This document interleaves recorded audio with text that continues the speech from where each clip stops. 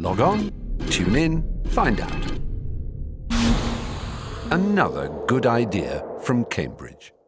Paolo Antonelli will talk about scattering theory for Schrödinger equation with both critical, both local and non-local nonlinearity. Thank you for the introduction.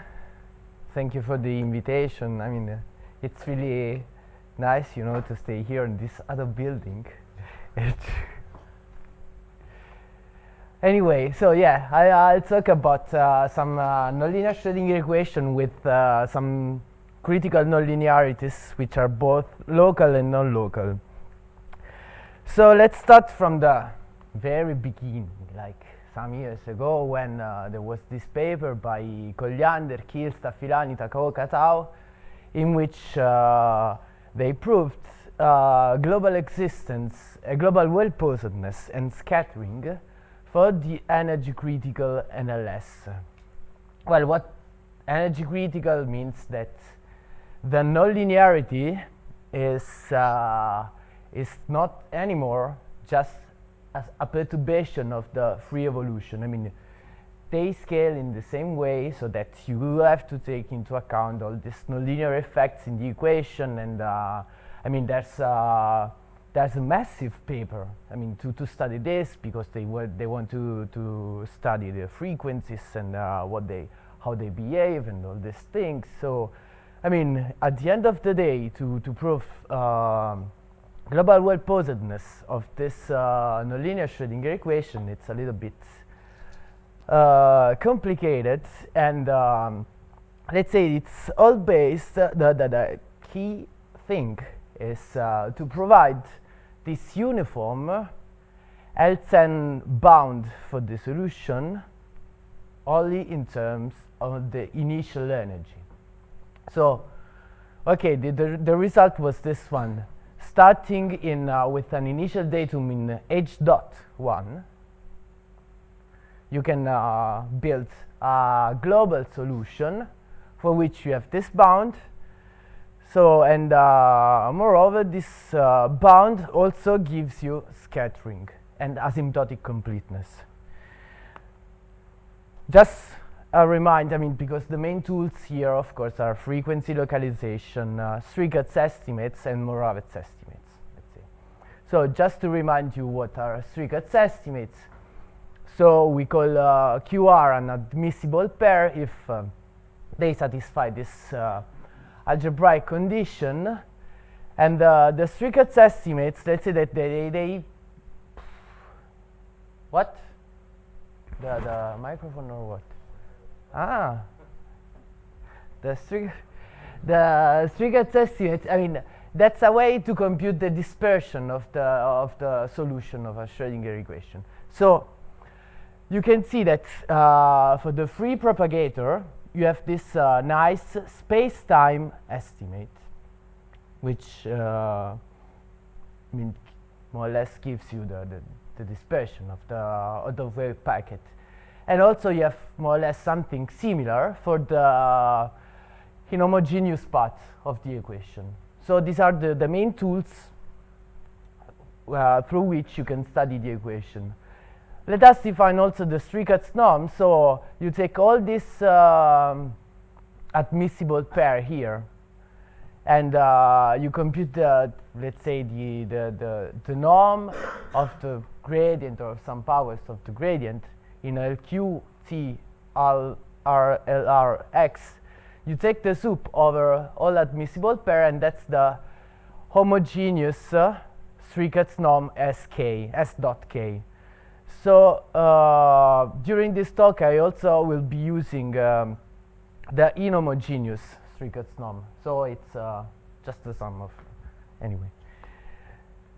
So what about the scattering? Well, first of all, the nice thing about this L10 bound is this one, which is, I mean, that's more or less well, a basic principle about this critical equations, that as long as you control just the L10 norm of U, you can control all the Strickatz norms of the gradient. So, I mean, this is really fun.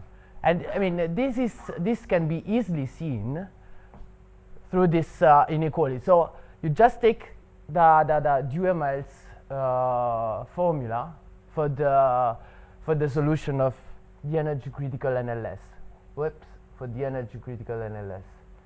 You take the Duhamel's formula, you compute the Strickatz norm. By Strickatz estimate, what you get is that this is bounded by the h.1 norm of the initial datum and the gradient of the nonlinearity in some spaces like this one.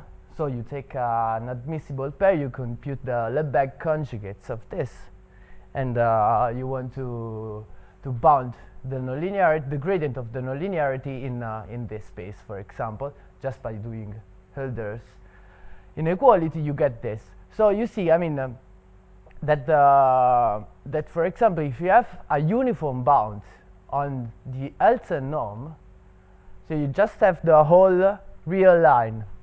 You divide it in finite many subintervals where this norm is really small. So by a continuity argument, in this subinterval, also the S.1 norm is small, so that you can say that on the whole line, by adding up all these subintervals, I mean, this S.1 norm is bounded too. And for scattering and asymptotic completeness, here more or less it's the same way how you prove both asymptotic completeness and scattering. You just have to prove that this integral here is bounded in h.1. And that's the same, because you just take this integral here by Strickatz estimates. What you get is that this is bounded by, let's say, the S.1 norm of W to the fifth, and that's done. So, and this is the asymptotic state. So after this, then they tried to study this NLS with two nonlinearities. Of course, I mean, the interesting case is when one of the nonlinearities was energy critical. So that's now still we have to perform some perturbation arguments, maybe some frequency localizations and all this. Well, okay, this is the result for combined power type nonlinearities. And anyway, in this paper, they also prove scattering. Of course, not for all these cases here, because you see, as you can see, for the general cases of power type nonlinearities, what you get is that this space-time bound now is, well, I mean, this norm, this S1 norm, is bounded by something which do depend on the length of the interval. If you want to make it disappear, basically, you need that both of the two nonlinearities should be L2 mass supercritical or critical and energy subcritical or critical. Yes? Yeah, I mean, exactly. But, I mean, if the nonlinearities are like this, of course. But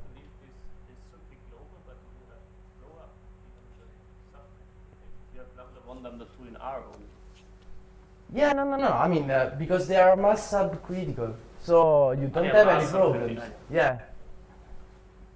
But and of course, I mean, for scattering, you need either both of the nonlinearities are defocusing, or let's say the small nonlinearity is focusing, but then you have to start with small initial date. And anyway, I won't use this. So I'm basically then I will talk about just defocusing nonlinearities. Anyway, yeah, that's the bound. So let's say that if you have two nonlinearities which are mass critical or supercritical, and of course energy is critical or subcritical, you don't have this thing here, and then you can prove scattering. Actually, for the mass, when one of the nonlinearities is mass critical, they have some problems. I mean, in these papers, they have to assume this uniform bound on a solution of the mass critical NLS, so that they can perform, let's say, a perturbation argument, so that if you have this uniform bound on a solution of this mass critical NLS, then you can treat this, let's say, in some regimes as a perturbation of the mass critical NLS, so that you can give a uniform bound. Anyway, yeah, this was an assumption here, but then lately global well-posedness for the mass critical NLS with initial data in L2, sorry, not in H1, has been proved by Dodson. There are 2 preprints online. So what I was saying, that for the when one of the nonlinearities is mass critical, then you have to perform a perturbation argument, and of course you have to assume this assumption. The thing is that, for example, in the case where one of the nonlinearities is mass critical and the other one is energy critical, what you have to do is that you have to split the solution in low frequencies, high frequencies, so that the low frequency part behaves more or less like a perturbation of the L2 critical NLS, and the high frequency part behaves like a perturbation of the energy critical NLS. Anyway, the basic thing to prove scattering really is just to have a uniform bound like this one, so that, as before, when you have to prove that this is bounded, of course now in H1, not in H.1, because you're speaking about 2 nonlinearities which are when you have to bound this in H1, you can do it just by just from this easy bound. So now what we started to study was an NLS with of this type, where we have a local, energy critical nonlinearity here and a convolution nonlinearity here, where now of course gamma is between 0 and 3 because we are in R3. And just to say, if gamma equals 1, you can say this is equivalent to this nonlinear Schrödinger Poisson system. And now if gamma equals 2, then this nonlinearity here is mass critical. Excuse me. Yeah? The Hartree nonlinearity is repulsive here, right? Yes. Is that important for the theory? For the, well, I mean, Should not be. That's a no, that depends, in the sense that if now, if you are mass supercritical, it is important.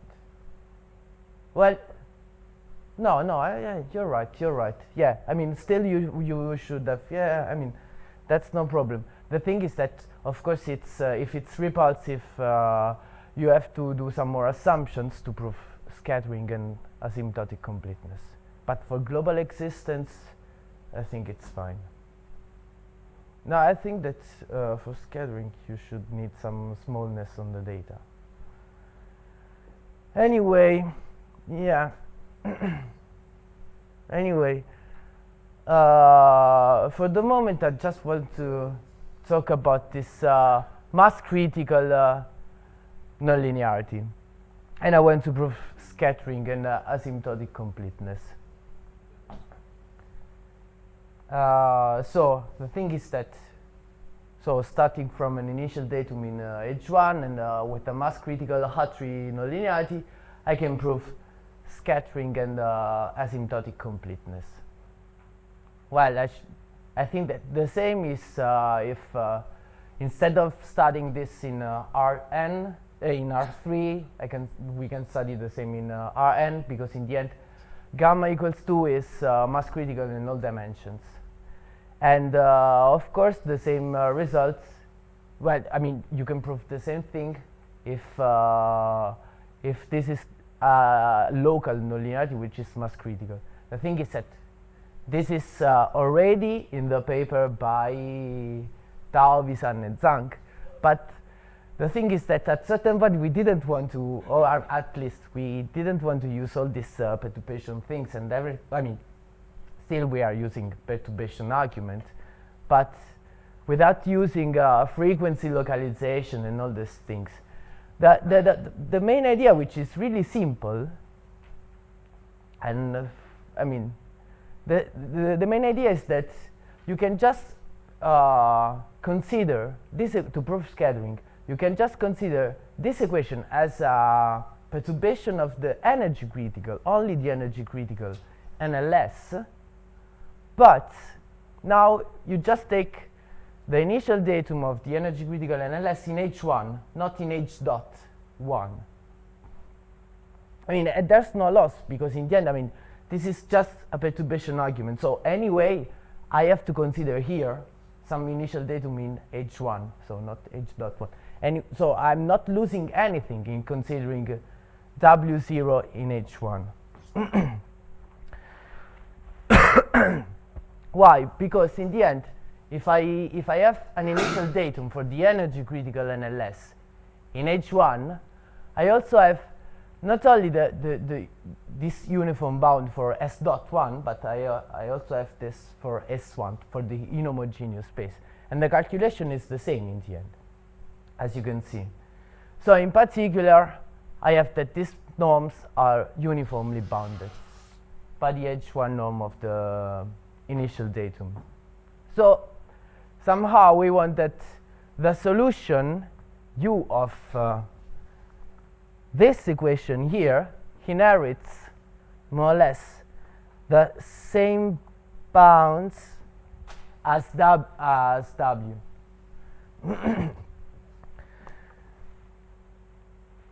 Because of course, here too, you have more or less the same principle as the other NLS. So if, as long as you have a uniform bound like this one, you can prove scattering. The thing is that now you can also say that as for example for the energy critical NLS, for which as long as you control the Elsen norm, you have all these norms are bounded. So here too, as long as you control these two norms here, you control all the Strickers norms. This is not sharp if you want, but let's say that then when you treat the equation as a perturbation of the energy critical NLS, you need all these norms. Anyway, this is how you can see that as long as these are bounded, then all the Strickers norms are bounded. You just, as always, do the Duhamel's formula. Then you have to compute the nonlinearities. You have to put the nonlinearities in some dual of Strickers spaces, and then just using Hölder's inequality, and now hard delete Wurtz-Sobolev. It's not so deep. So the thing is that now, since we have this uniform bounds on the norms of W, now I choose a small subinterval I, such that in this subinterval these norms are smaller than epsilon. Then I want that on this subinterval the solution U has these norms bounded by a constant which depends only on epsilon. So the thing is that, okay, that's why I consider the initial datum of W, for example, in H1, because I just take the same initial value, and then I treat U as a perturbation of W. So yeah, the thing is that I just consider the equation for V, which is the difference between U and W.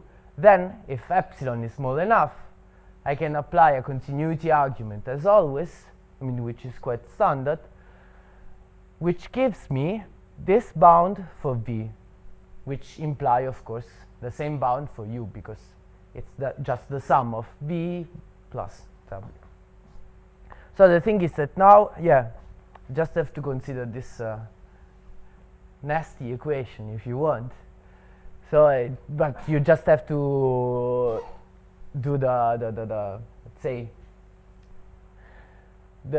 you see what happens if you consider the equation for u minus w. So let's say this O here means that these are like there can be conjugates or real part or whatever, but in the end powers are important here. So I just write it like this, and now here you see, I mean, I have 0 initial datum. So if we define this quantity here, so which are the norms I want to bound for V, I can see, I mean, just by using this equation here and by computing, so the Srikat's norm for V and for the gradient of V, that I can get at the end of the day an inequality like this one. I mean, so yeah, these are quite lengthy, more or less, calculations, but this is quite standard. In the end, you just take this, you apply Srikat's estimates, Ardilita, Sobolev, whatever you want, and then you end up with something like this. You just have to sum up everything. The thing is that now, so by a continuity argument now, if epsilon is sufficiently small, you can say that S of I is bounded.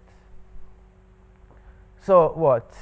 Now, of course, I mean, just remains to sum up all these subintervals, because of course, I mean, for W, what we have is that these norms here are uniformly bounded. So of course, I mean, for each positive epsilon, there's a finite number of subintervals for which these norms here are smaller than epsilon, so that in each subinterval you apply the previous lemma if you want, and then you end up with this uniform bound on U.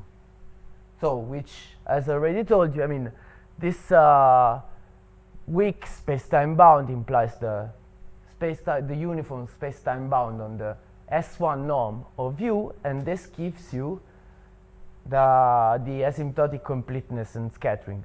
Of course, I mean, I was kind of cheating, because first of all, I didn't prove, for example, existence of these solutions. But in the end, this is just, I mean, these are more or less the same calculations. You just have to be not so sloppy. But anyway, you just consider this. You get this as an a priori estimate. I mean, this you get this bound as an a priori estimate. Then you can set up, let's say, a local existence theory in this interval here, and then go on and go on and go on. I mean, it's not that. What is your definition of scattering and your definition of asymptotic completeness is that each initial datum, so scatters, yeah, I mean, evolves like a free evolution. Yeah, and no asymptotic completeness. And because, yeah, it's that for each initial datum for which the equation is well posed, global well posed, you want that the solution of the nonlinear problem behaves as the linear problem. Scattering means that for each state, let's say L2, H1, you want there is an initial datum which in the end behaves as the free evolution. with data at infinity, but Yeah. I didn't see it here. So asymptotic completeness was not scattering. Is there a chalk somewhere or what? Where? Ah, cheers. Okay, the thing is this one. But because in the end scattering it's easier. In H1, no. Not in H1. Why? It's more complicated. I mean, imagine, so in the end you just have to, yeah, exactly. So you have H plus, and how is that? How is it? Is that you want H0 which behave? Well, I mean, more or less it's like considering maybe this problem here. Actually, I don't remember now, but let's say that the nonlinearity here, whatever it is, and Okay, we can discuss it later. yeah, okay, yeah. No, I think it's more or less the same. Yeah, but I think it should be. Well, okay. Let's, yeah. Anyway, yeah, okay. Anyway, okay. This is, let's say, the nice thing in the end. So just by using this perturbation argument, you can prove asymptotic completeness without using all this, all these things like Moravec's estimates and frequency localization. So that was nice, and of course, I mean, you can prove also something for the. Still, I didn't understand one thing. Does Coulomb somehow help, or Coulomb, I mean, the non-local, the Hartree thing, does it help with the theory, or did you just? What do you mean? It doesn't change anything in the end. Doesn't change. Yeah, no, but that's the thing, because I mean, they had to prove this with Moravec's estimates, frequency localization. I mean, you can prove. So you simplified. Yeah, exactly. More or less, it's. I mean, it was nice to. Anyway, so the thing is that. So for the general case of non-local operators, what you can prove is that, of course, I mean, if you take gamma between 0 and 3, and the initial datum in H1, you can see that the Cauchy problem is globally well posed, and you have this uniform bounds here. And for gamma, which is mass critical or supercritical, you also have scattering. Well, let's say asymptotic completeness. So asymptotic completeness, which is this one, so that it evolves freely asymptotically. And what else? I mean, it's just that you have to change a little bit the inequalities, just a slight for psychological terrorism. And I mean, it's just that instead of using, I mean, you have to mix a little bit of ACE0 norm, ACE.1 norms, and so you have to interpolate a little bit, but in the end, the tools are really the same in the end. So for mass critical and supercritical Hartree nonlinearities, what you have to use is some kind of different inequalities, but anyway, the thing is that why I say that the true is that's the same just by swapping F and H here, because of course, I mean, now in this nasty equation, when we have to estimate these terms here, and you don't know where the gradient falls down, you need to put the gradient here necessarily and not here, because otherwise. And anyway, of course, for the mass subcritical nonlinearity, everything gets easier. So finally, I mean, since the title of this conference was PDE models for quantum fluids, what's the thing? That in plasmas, usually you have that you can describe, let's say, for example, two species plasmas, and as you can see, I mean, these are like compressible quantum fluids which are coupled through the electrostatic potential. So it's like that you have the density for the electrons, the velocity, and what else? This is the electrostatic potential, that's the pressure, that's as Christoph said today, that's the bomb potential. So this is Schrödinger Poisson. Exactly. But the thing is that here now the pressure usually is taking here the pressure for the electrons, because for ions actually usually the pressure is neglected. But for electrons the pressure is taken to be n to the third. That's which gives you the critical nonlinearity. So that's why in the end we started studying this kind of problems. Of course, I mean, let's say that what we have to use here, so just gamma equals 1, let's say, it's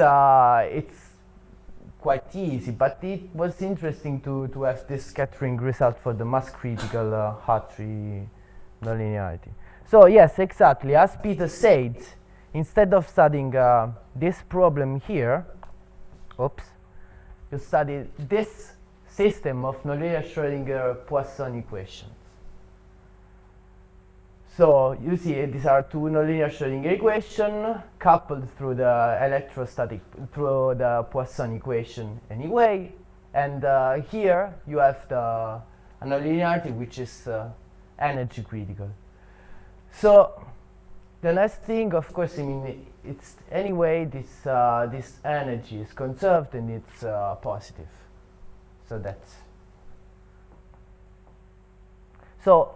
In the end, you can study this Cauchy problem in the same way as you studied just nonlinear DNLS before.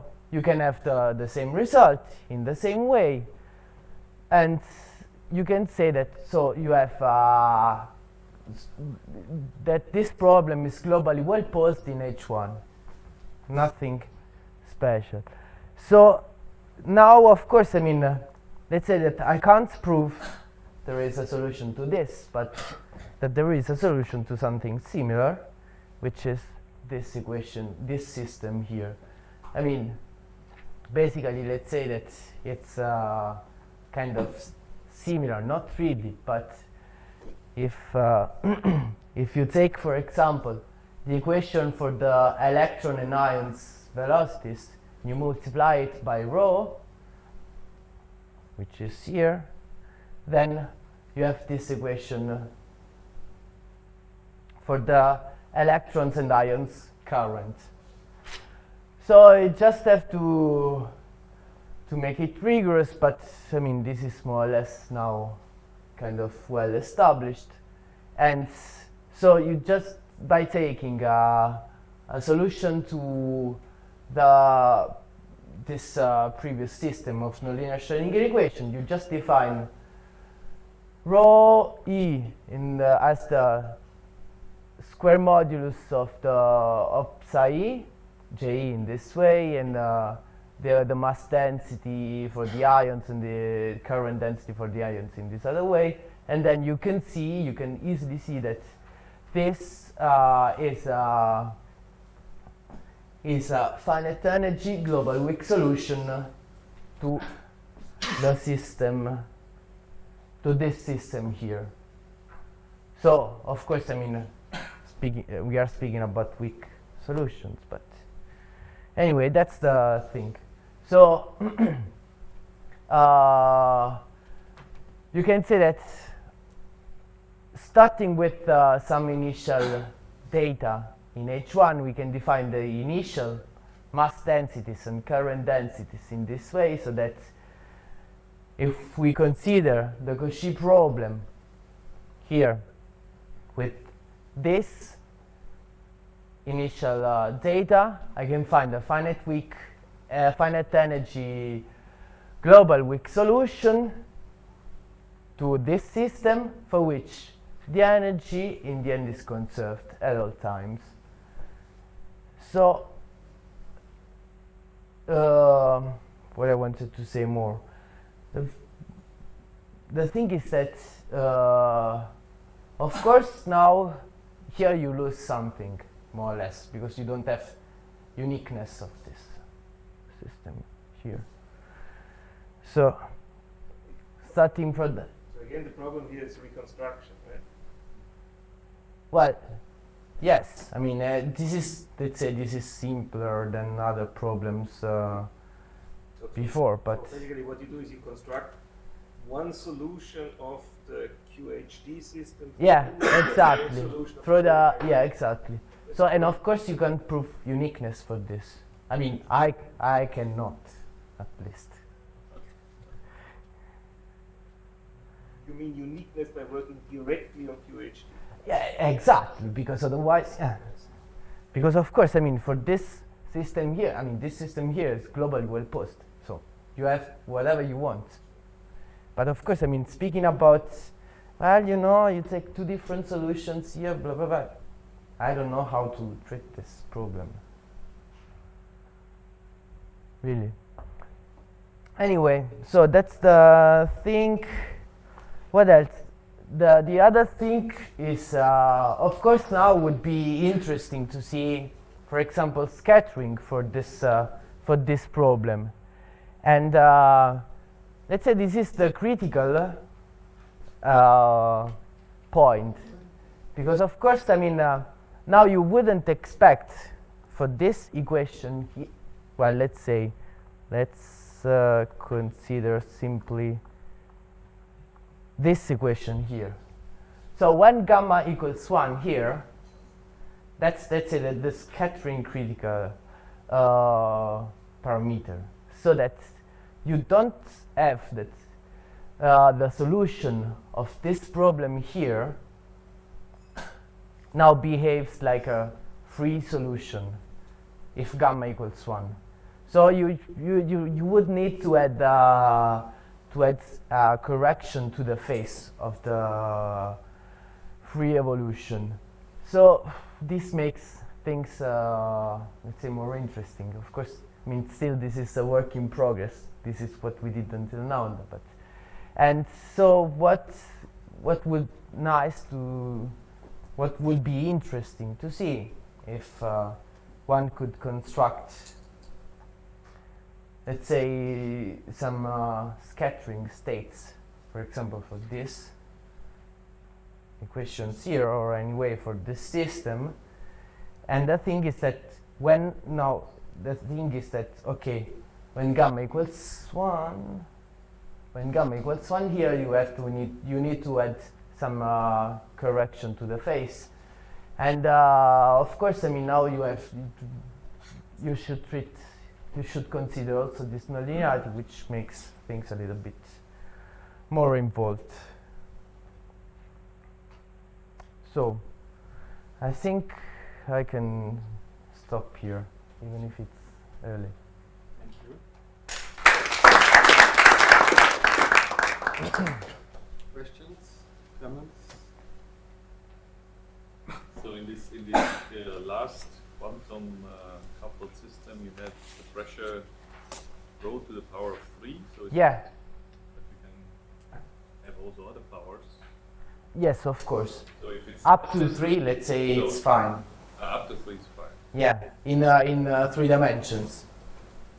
Because of course, I mean, this is related to the pressure. So maybe I was a little bit sloppy in this. So the pressure here is related through in the nonlinear Schrödinger equation to the nonlinearity here. So let's say this energy critical nonlinearity here gives you this cubic pressure.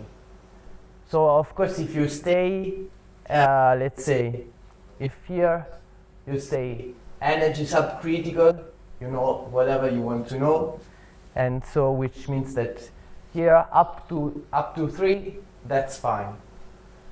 For supercritical nonlinearities, I don't know many things. So yeah, exactly. But there are also some different kind of posedness and The flow map at the Schrödinger level, the flow map is not even continuous at the yeah.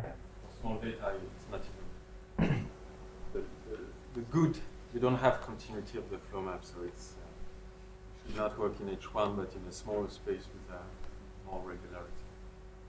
But for example, I mean, if you want to work in 1D, it's fine. You don't even need all this kind of tricks, because, of course, the thing here was that here this is energy critical in R3.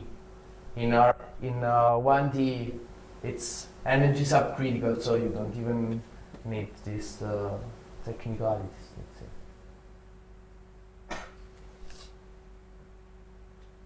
Other questions?